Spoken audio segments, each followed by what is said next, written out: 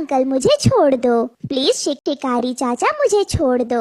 मेरी मम्मा मेरे लिए भोजन लेने गई है, अगर मैं उन्हें घोंसले में नहीं मिलूंगी तो वो बहुत परेशान हो जाएंगी। प्लीज शिकारी चाचा मुझे छोड़ दो। नागी चिक्की, अरे ऐसे कैसे छोड़ दूं? इतनी तेज बारिश में बड़ी मुश्किल से तो तू मुझे खाने के लिए मिली है नागी चिक्की, और तू कहती है कि मैं तुझे छोड़ दूं? मैं तुझे नहीं छोड़ूंगा नागी चिक्की। ये कहकर गिद्ध रानो चिड़िया की बेटी को मारकर खाने लगता है और खाकर वहाँ से चला जाता है। मेरी बच्ची मेरी इकलौती बच्ची थी और वो जालिम शिकारी उसे भी मारकर खा गया। मेरी बच्ची, अब मैं उसके बिना कैसे रहूंगी।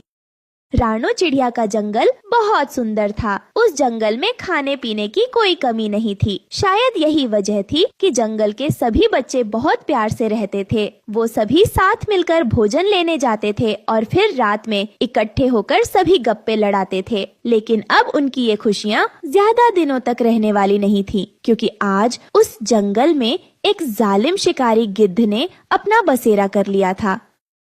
नागी चिक्की, ये जंगल तो कितना हरा भरा है, यहाँ तो मुझे मांस भी बहुत जल्दी मिल जाया करेगा। नागी चिक्की, आज तो मैं सफर से थका हुआ हूँ। कल से मैं सुबह सवेरे जाऊंगा अपने शिकार के लिए, जब पक्षी भोजन की खोज में चले जाएंगे। नागी चिक्की।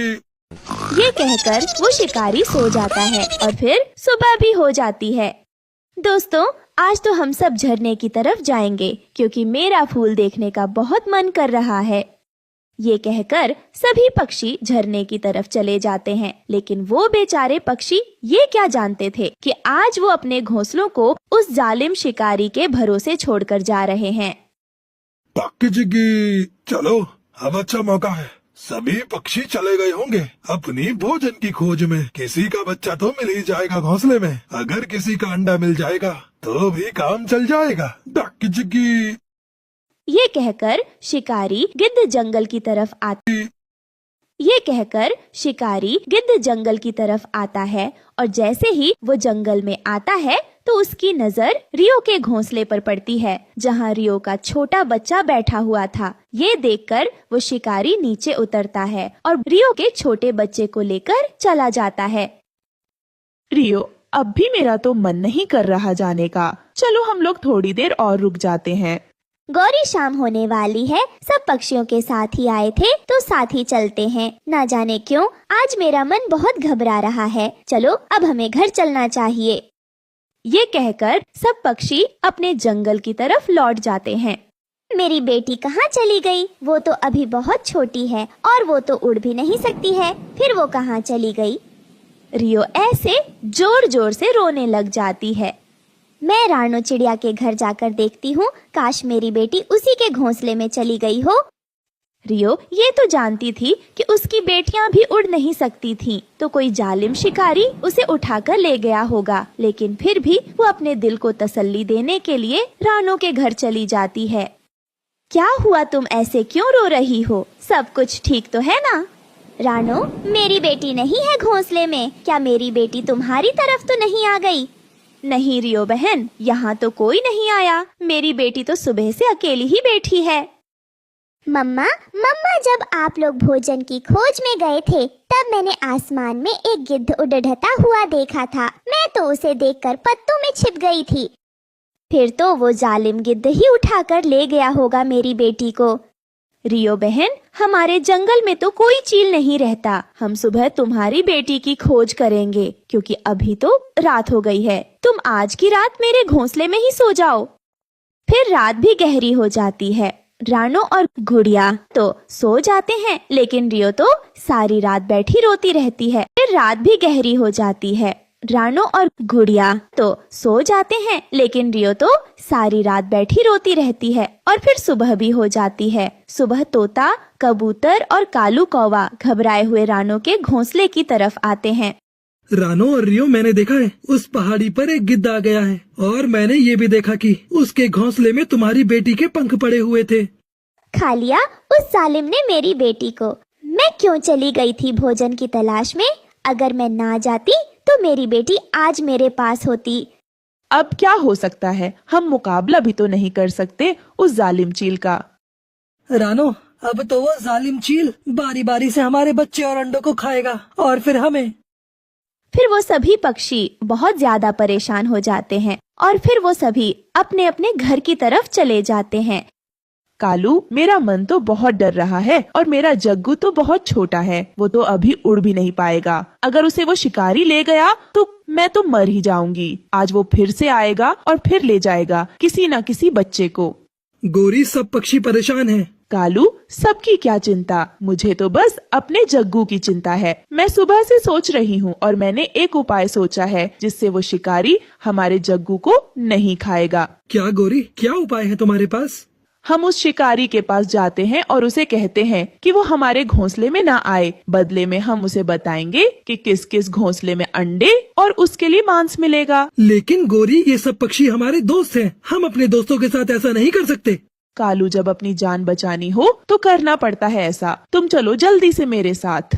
फिर कालू कौवा भी गौरी की बातों में आकर उसके साथ शिकारी की तरफ फिर कालू कौवा भी गौरी की बातों में आकर उसके साथ शिकारी की तरफ चल देता है। शिकारी जी प्रणाम।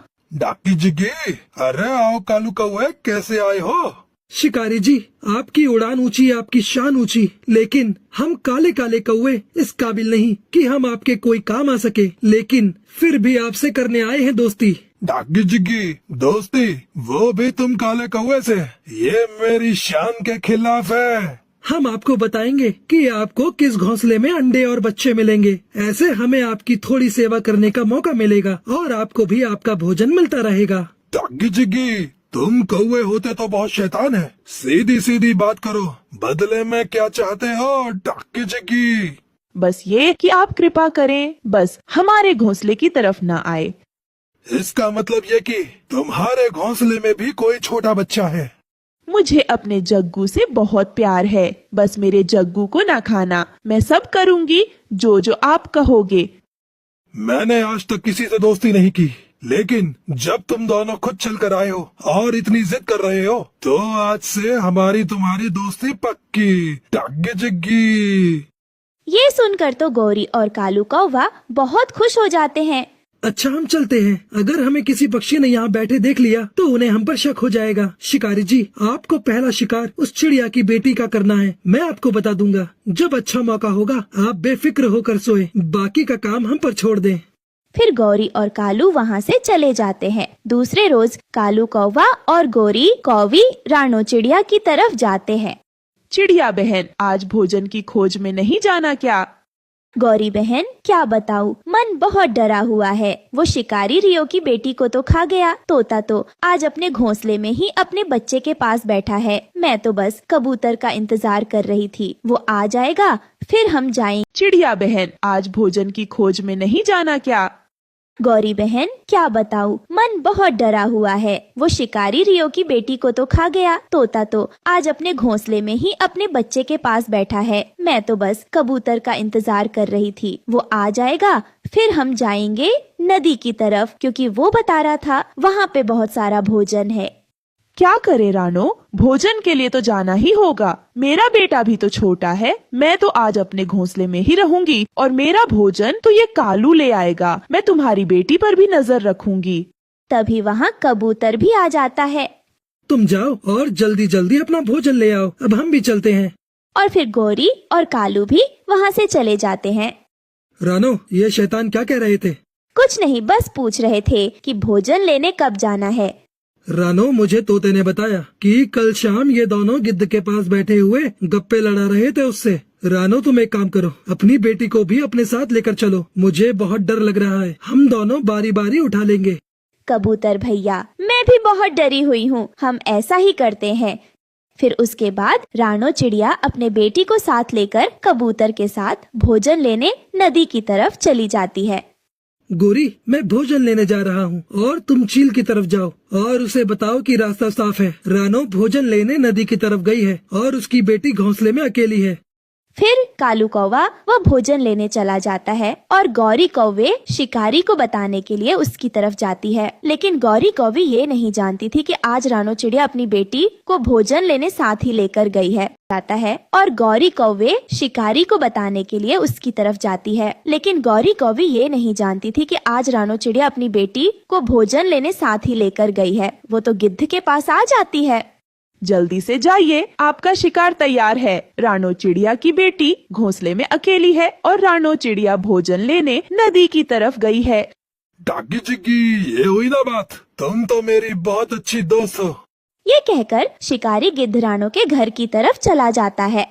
मुझे भी बहुत भूख लगी है, मैं भी कहीं से फल वगैरह ढूंढकर खा लेती हूँ, क्योंकि अब शिकारी मेरे घोंसले की तरफ तो जाएगा नहीं। फिर गौरी फल ढूंढने चली जाती है और जैसे ही शिकारी रानो के घोंसले में आता है तो देखता है कि वहाँ तो कुछ भी नहीं था। ये देखकर उसे गुस्सा आ जाता है। फिर वो थोड़ा आगे बढ़ता है तो देखता है कि एक तोते के घोंसले में बच्चा तो था, लेकिन तोता तो उसी की तरफ देख रहा था। मैं कल शाम से भूखा हूँ और इन कौवे ने मेरे साथ मजाक किया है। डाकी जिग्गी मुझसे झूठ बोला है। मुझे बहुत भूख लगी है। मैं एक काम करता हूँ, कौवे के घोंसले की तरफ ही चला जाता हूँ। डाकी जिग्गी, वहाँ तो मांस पक्का मिल जाएगा। जग्गू नाम है मेरे आज के शिकार का। डाकी जिग्गी। ये कहकर गिद्ध कौवों के घोंसले में आ जाता है और वो गोरी कौवी के बेटे जग्गू को मारकर खाने लगता है। दोस्तों, ये थी आज की कहानी। और हाँ दोस्तों, इस कहानी से ये सीख मिलती है कि हमें हर मुसीबत का बड़ी ही समझदारी से सामना करना चाहिए। और हाँ दोस्तों, आज का सवाल ये है कि गौरी ने क्या प्लान बनाया था अपने बच्चे को बचाने के लिए। एक जंगल में